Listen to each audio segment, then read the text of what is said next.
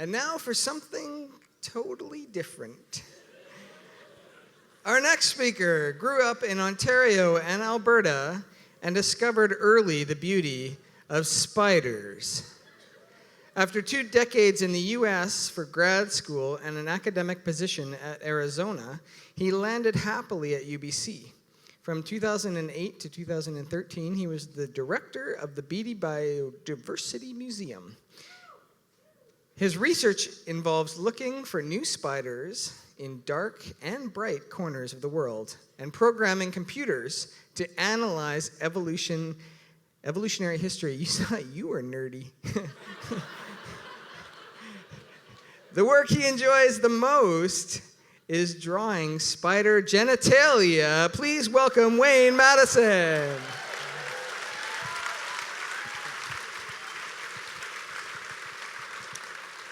Thanks, Steve. So last month, I was in South America, and we found this species of jumping spider that's new to science, and we wondered, what do the males do when they see the females? And here's a male, and this is what he does. And what amazed us was that he spread the spinnerets, the little appendages at the back that have the black tips, and wiggled them around. Normally they spin silk, and here he's displaying them to the female, and she's looking underneath her body. We'd never seen anything like this before. So why is a biologist speaking to you? I've been to about 7 to 8 Pecha Kuchas, and what I've seen are mostly talks on art, design, and social projects, which is to say that Pecha Kucha is about making the world a more beautiful place. And this talk is about finding beauty. Pecha Kucha projects are about building relationships, and this talk is about falling in love. So it's very easy to find beauty among the jumping spiders, and that may surprise you, but they come in lots of colors. The most famous nowadays are the peacock spiders at the right from Australia, but it turns out there's some pretty gorgeous ones close to home. The 2 at left here live in Vancouver.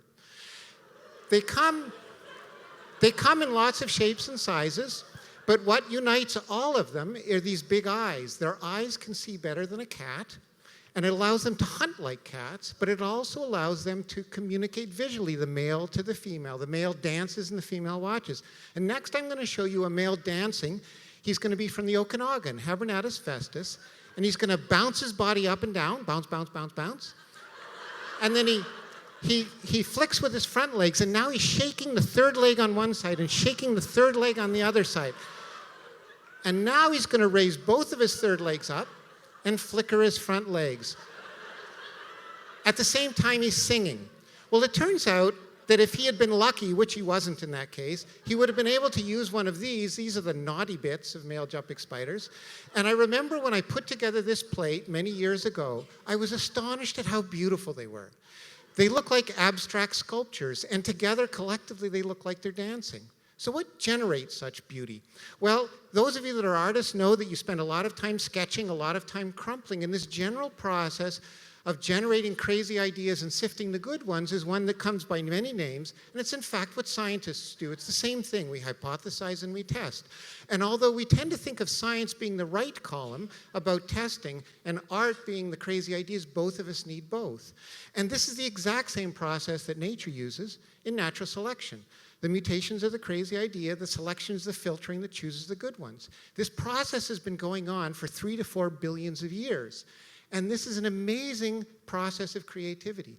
It has not just been in a single species. As life has diversified into many species, now probably over 10 million, this process of creativity through natural selection has generated all the beauty we see today. Now, I've told you about spiders, but if you got any biologist who knew some other group of organisms, they would regale you at how beautiful they are.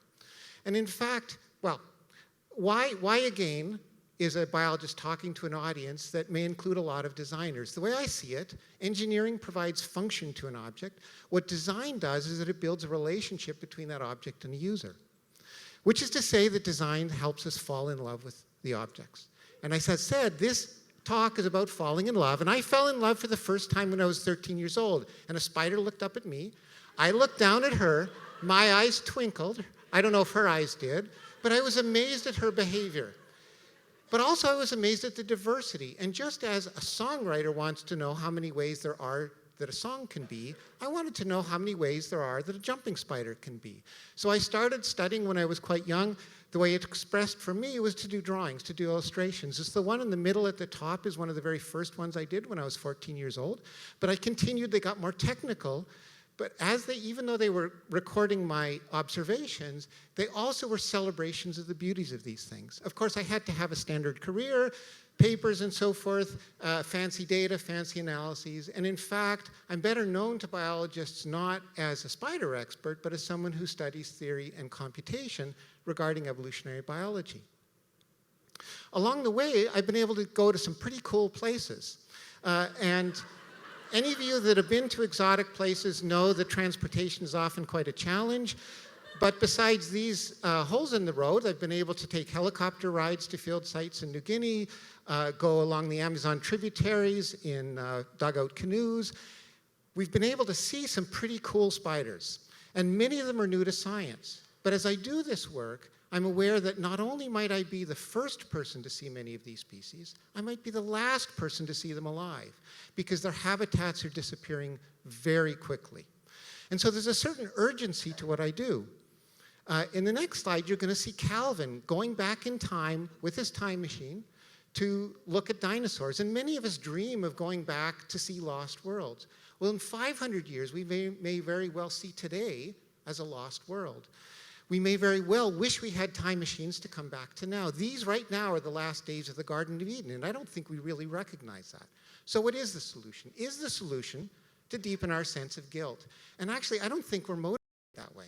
I think that the solution is to fall in love with the diversity of life. And this is where you come in, because you build relationships. As I've come to Pecha Kucha over the years, I've been so impressed with the expansiveness and creativity and inclusiveness and humanity that's represented in this community. But, and I know you're somewhere it says you're not supposed to criticize your audience, but it feels to me as if there's a certain inward-looking sense to Pecha Kucha. It's very much about humans and our products, which makes sense because it's about human effort. But collaboration is possible. We know that artists do collaborate with nature, but I haven't seen quite as many as I would hope. Biodiversity is 4 billion years of creativity. It's beauty that you can share, reuse, repurpose, retweet, mash up. So if you let biodiversity be your muse, you will profit because you will get beauty. And you will profit biodiversity and reveal its marvels to the world. So what I came here to say to you, to ask, is you with your love potions, will you help us fall in love?